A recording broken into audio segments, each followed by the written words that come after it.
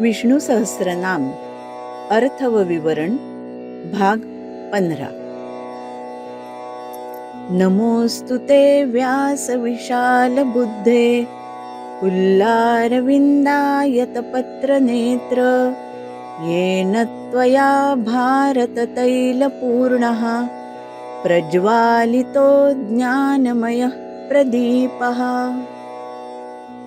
उत्तुंग अशा व्यासांच्या प्रतिभेला मनःपूर्वक वंदन करूया आणि आजच्या आपल्या 15व्या भागाच्या विवरणाला सुरुवात करूया।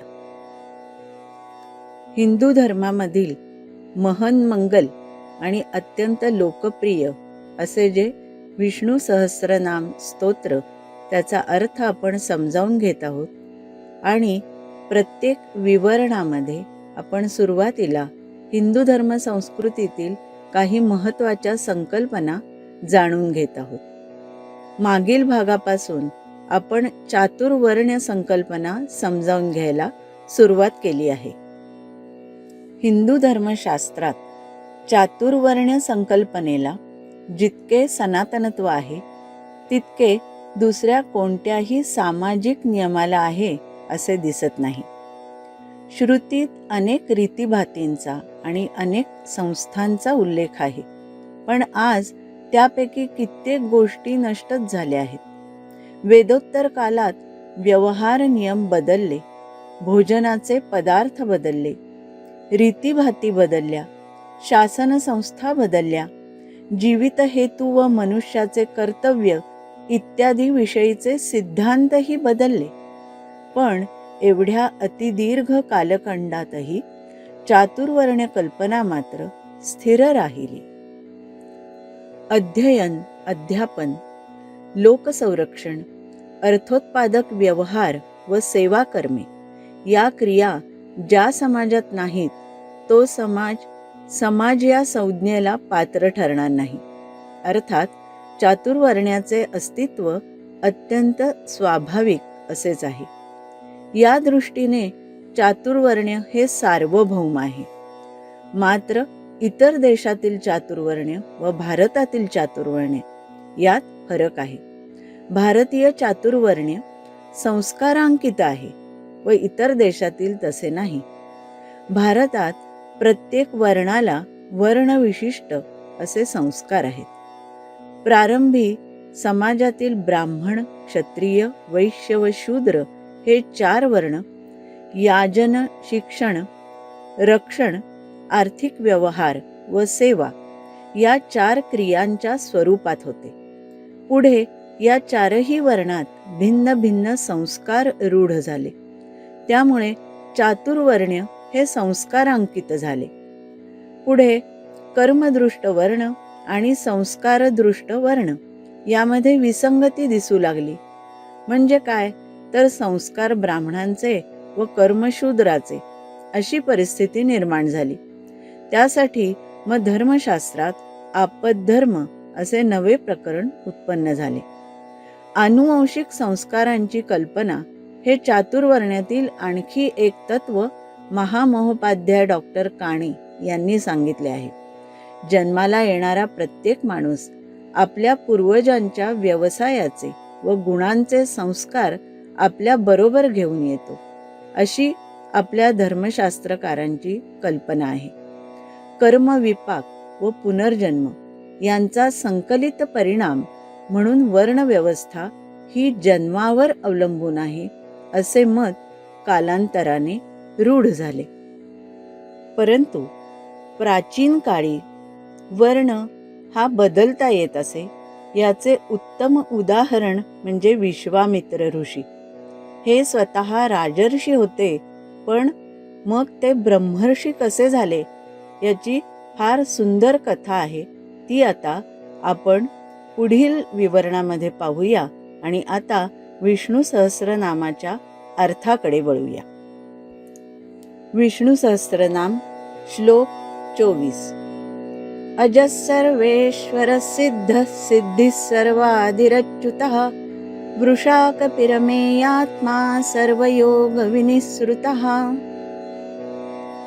अर्थ जो जन्मास येत नाही तर सदा सर्वदा असतोच असा, सर्वांचे नियमन करणारा, जो नित्य सिद्ध आहे असा, प्राप्त करून घेण्यास योग्य असा, सर्व भूतांच्या आरंभी असलेला, स्वतःचे सामर्थ्य इत्यादींपासून जो कधीही च्युत होत नाही असा, सर्व कामनांचा वर्षाव करणारा, ज्याचे स्वरूप मोजमापाच्या पलीकडचे आहे असा, अनेक प्रकारच्या योगाने जो जाणला जाऊ शकतो असा तो परमात्मा.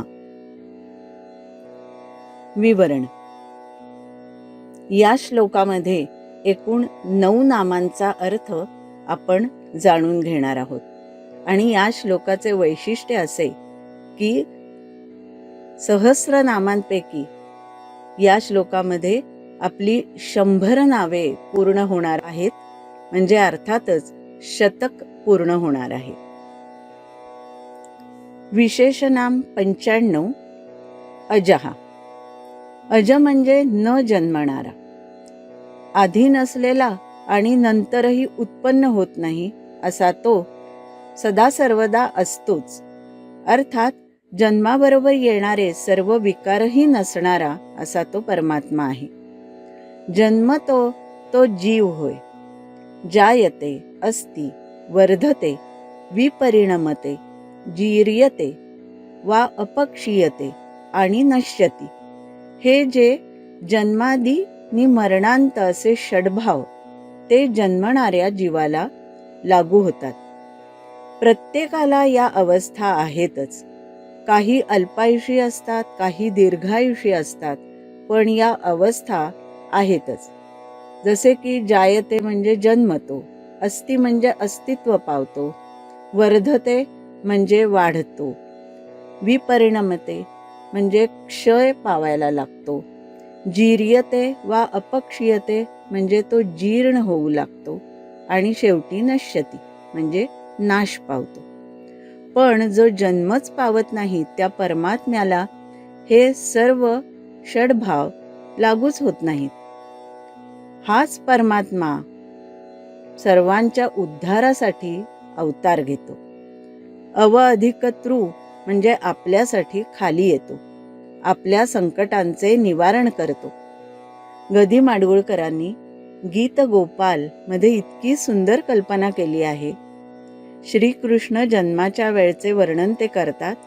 अजन्मा जन्मासी आला. ते काय म्हणतात पहा बरं. कारागारी अंधकारी कृष्ण जन्म झाला, अजन्मा जन्मासी आला, अजन्मा जन्मासी आला. देव दुर्लभा सती देवकी, तिच्या तनूची करून पालकी. अनंत आले मानवलोकी, प्रसव व्यथे विण पुरी होता तो उदरी अवतरला, अजन्मा जन्मासी आला. सोहम सोहम नाद उमटता, सोहम सोहम नाद उमटता, वळुनी कवळी देवकी माता. फुटला पान्हा बघता तान्हा, तुटे शृंखला बंधनातुनी, मोक्ष करी आला, अजन्मा जन्मासी आला, अजन्मा जन्मासी आला. गदी माडगुळकरांच्या काव्य प्रतिभेला वंदन करूया आणि आता आपल्या पुढच्या विशेषनामाकडे वळूया. 96वे विशेषनाम आहे सर्वेश्वरः. सर्वेश्वर म्हणजे सर्वांच्यावर सत्ता चालविणारा, नियमन करणारा. जगात अनेक ईश्वर आहेत. कोणी जनेश्वर, कोणी भुवनेश्वर, कोणी पाताळेश्वर, पण सर्वेश्वर एक परमेश्वरच आहे. तो सर्व ईश्वरांचा ईश्वर आहे. कर्तुम कर्तुम अन्यथा कर्तुम असा तो सर्व समर्थ सर्वेश्वर आहे. कारण तो सर्वांचा अंतर्यामी आहे. अंतर्यामी रूपाने तो सर्वांचा शास्ता आहे. अर्थात सर्वेश्वर म्हणजे शास्त्यांचा शास्ता होय. विशेषनाम 97 सिद्धः म्हणजे स्वयंपूर्ण स्वतःसिद्ध. परमात्म्याला घडवावे लागत नाही. निष्पन्न करणे, बनविणे याची त्याला आवश्यकताच नसते. ज्यांनी सिद्धी म्हणजे अलौकिक सामर्थ्य, अणिमा, गरिमा, लघिमा इत्यादी संपादिले आहे, त्यांना जगात सिद्ध असे म्हणतात. परंतु हे सामर्थ्य अलौकिक असले तरी अद्भुत नव्हे. ईश्वराला हे आणि याहूनही अचिंत्य असे सामर्थ्य आहे. खरी सिद्धी म्हणजे मोक्ष सिद्धी होय, पण त्यासाठी प्रयास करावा लागतो. परमेश्वर स्वतःच एक सिद्ध आहे. परमेश्वराला अशी वेगळी साधना करावी लागत नाही आणि म्हणून तो आणि तोच फक्त सिद्ध होय. याला जोडूनच 98वे विशेषनाम आले आहे, सिद्धी. सिद्धी म्हणजे सफलता, प्राप्ती, पूर्णता. प्राप्त करून घेण्यास योग्य असा परमात्मा. अंतिम सिद्धी जी मोक्ष सिद्धी, तिचेच अंश म्हणजे सर्व मनोरथ सिद्धी होत. मानवाला अष्टसिद्धी प्राप्त करून घेण्यासाठी कठीण साधना, तप हे करावे लागते. अणिमा म्हणजे सूक्ष्म रूप धारण करणे, महिमा म्हणजे विशाल रूप धारण करणे, गरिमा म्हणजे स्वतःचे शरीर जड करणे, लघिमा म्हणजे शरीर हलके करणे, प्राप्ती म्हणजे कोणतीही वस्तू तत्क्षणी प्राप्त करणे, प्राकाम्य म्हणजे कोणतेही रूप धारण करता येणे, ईशिता म्हणजे कोणत्याही कार्यावर आपले नियंत्रण मिळविणे, वशिता म्हणजे स्वेच्छेनुसार देहत्याग करणे. अशा या अष्टसिद्धी आहेत. पण योगदर्शनात यांना साधनेतील अंतराय म्हणजे अडथळे असे म्हटले आहे.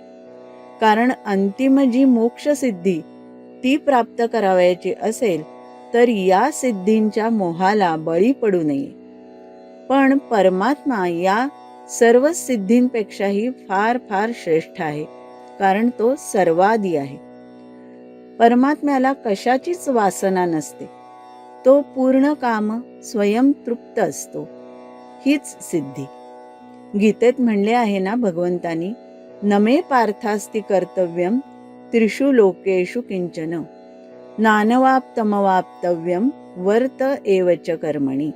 म्हणजे हे अर्जुना, मला या तिन्ही लोकात काहीही कर्तव्य नाही आणि मिळवण्याजोगी कोणतीही वस्तू मिळाली नाही असे नाही, तरीही मी कर्म करतच असतो. असा हा सर्व सिद्धियुक्त स्वतःसिद्ध परमात्मा होय. विशेषनाम 99 सर्वादी. सर्वादी म्हणजे सर्वांचे मूळ, विश्वमूळ. परमेश्वर या सर्वांचे मूळ आहे.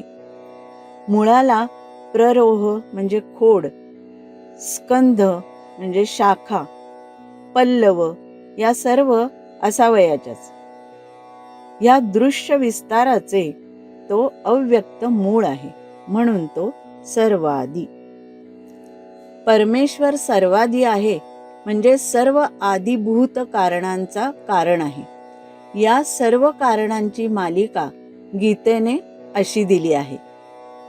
अन्नाद भवन्ति भूतानि पर्जन्यादन्न संभवः यज्ञाद भवति पर्जन्यो यज्ञः कर्म समुद्भवः कर्म ब्रह्मोद्भवं विद्धि ब्रह्माक्षर समुद्भवन्.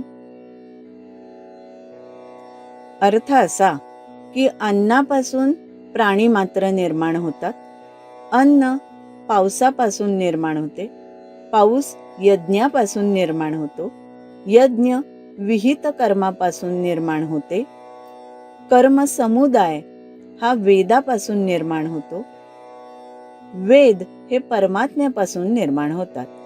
असा हा परमात्मा सर्वांचा आदिभूत, सर्वादी असाच आहे. हे आपण मनामध्ये निश्चित धारण करावे. सहस्रनामातील 100वे नाम आहे अच्युतः. अच्युत म्हणजे स्वरूपापासून, स्वभावापासून, स्वधर्मापासून केव्हाही न ढळणारा असा. नित्य शुद्ध बुद्ध मुक्त हे आहे त्या अक्षर ब्रह्माचे स्वरूप. त्यापासून तो केव्हाही च्युत होत नाही. त्यामुळे त्याला अच्युत असे म्हणावयाचे. स्वतःचे सामर्थ्य, स्वरूप, सौंदर्य, पराक्रम, श्रेष्ठत्व यापासून तो कधीही ढळत नाही, घसरत नाही, खाली येत नाही, भ्रष्ट होत नाही, म्हणून तो अच्युत होय. सर्व आचार्यांना आणि संतांना अतिशय आवडते असे हे शुभनाम आहे. आणि याबरोबरच आपले सहस्रनामाचे शतक पूर्ण झाले. 101 विशेषनाम आहे वृषाकपी. वृषाकपी हा एक वैदिक शब्द आहे. वृषश्च असौ कपिश्च असा कर्मधारय समास येथे आला आहे. आणि त्याचा अर्थ असा होतो की नरकपी वा कपिपुंगव वा नरश्रेष्ठ. कपिपुंगवानेही मानवाचे मन मोहून घेतले. धर्मासाठी कपिवत आचार करणारा तो वृषाकपी. अशा तऱ्हेने धर्माचा आचरण करून सर्वांना अतिशय आनंद देणाऱ्या या परमात्म्याहून महान तपस्वी दुसरा कोण आहे बरं? म्हणून परमात्माच वृषाकपी. ब्रह्मपुराणात शिव आणि विष्णू या दोन्हीचा एकत्र अंशावतार धारण केलेल्या वृषाकपीची कथा आली आहे. ती अशी: महाशनी नावाच्या महादैत्याने इंद्राला परास्त केले. तेव्हा इंद्राने हजारो वर्षे तपश्चर्या केली. विष्णू प्रसन्न झाले आणि एक दिव्य पुरुष उत्पन्न झाला, ज्यामध्ये शिव व विष्णू दोघांचेही अंश होते. त्याच्या हातात चक्र आणि त्रिशूळ असे दोन्ही होते. नंतर त्याने दैत्यराज महाशनीचा वध केला. तोच वृषाकपी या नावाने प्रसिद्ध झाला. वृषाकपीचा आणखीही एक अर्थ पाहूया. सर्व इच्छा पूर्ण करणारा जो धर्म त्याला वृष असे म्हणतात. क म्हणजे जल. त्यापासून पृथ्वीचा उद्धार केला म्हणून वराहरूपी भगवंताला कपी असे म्हणतात. या दोन्ही गोष्टी एकत्र घेऊन महर्षी कश्यपांनी भगवंताला वृषाकपी असे नाव दिले आहे. तो परमात्मा असा प्रसंगी अवतार घेत असला तरी तो प्रत्यक्ष अचिंत्य असाच आहे. आणि म्हणून त्याचे 102 विशेषनाम आले आहे अमेयात्मा. परमात्मा हा व्यक्त नसल्यामुळे तो अमेयात्मा म्हटला आहे. तो अमेय म्हणजे मोजमापाच्या पलीकडचा असा आहे. तसेच वाणीने त्याचे वर्णन आणि मनाने त्याचे मनन होऊ शकत नाही. तसे झाल्यास तो मेय होईल, परंतु कुठल्याही प्रकारे त्याचे संपूर्ण मान होऊ शकत नाही. तो त्याही पलीकडचा आहे. म्हणून उपनिषदांनी असे म्हटले आहे, यतो वाचो निवर्तन्ते अप्राप्य मनसा सह. असा तो अप्राप्य, अमर्याद, अमेयात्मा आहे. विशेषनाम 103 सर्व योग विनिसृतः. आपल्याला जगाचे ज्ञान आपल्या डोळे, कान, नाक, जीभ व त्वचा या पंच ज्ञानेंद्रियांच्या योगे होत असते. हाच विषयेंद्रिय संयोग होय. असल्या कोणत्याही विषयेंद्रिय संयोगापासून परमात्म्याचे ज्ञान होत नाही. म्हणून तो सर्व योग विनिसृत असा आहे. इंद्रिये ही बाह्य कारणे आणि मनबुद्धी ही अंतःकरणे. विद्युत, सोम, सूर्य या त्यांच्या अधिष्ठात्री देवता मानल्या आहेत. त्यांच्या योगे परमात्म्याचे आकलन होत नाही. म्हटले आहे ना, न तत्र सूर्यो भाती न चंद्र तारकाः. कोणाही प्रकाशकांच्या पकडीत तो निर्गुण परमात्मा येतच नाही आणि म्हणून तो सर्व योग विनिसृत असा आहे.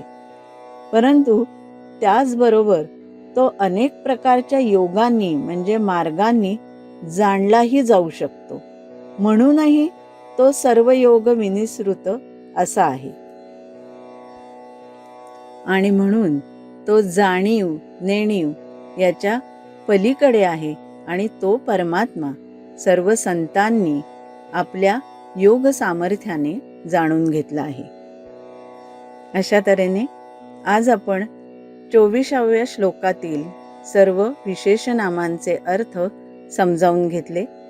मला खात्री आहे की तुम्हाला तुमच्या मनात असलेल्या अनेक शंकांचे यामुळे निरसन झाले असेल. अशाच पद्धतीचा ठाशीव आणि सोलीव अर्थ संत ज्ञानेश्वरांच्या पसायदानामध्ये आहे. या पसायदानावर गुरुदेवांची प्रवचने झाली आणि त्यानंतर पसायदान हा ग्रंथ गुरुदेवांनी निर्माण केला. हा इतका लोकप्रिय झाला की आत्ता पर्यंत त्याच्या अनेकानेक आवृत्त्या प्रसिद्ध झाल्या आहेत. तुम्हालाही जर हा ग्रंथ घ्यावा असे वाटत असेल तर तुम्हाला मी मागील विवरणामध्ये सांगितले त्याप्रमाणे या नंबरवर फोन करा. मी नंबर सांगते 02025445171. आदित्य प्रतिष्ठानच्या कार्यालयामध्ये हा ग्रंथ तुम्हाला सवलतीच्या किमतीत मिळू शकेल. आता आपण भेटणार आहोत पुढील रविवारी. तोपर्यंत सर्वांना नमस्कार आणि धन्यवाद. येणारा आठवडा आपणा सर्वांसाठी अतिशय शुभकारक असा जावो हीच ईशचरणी प्रार्थना.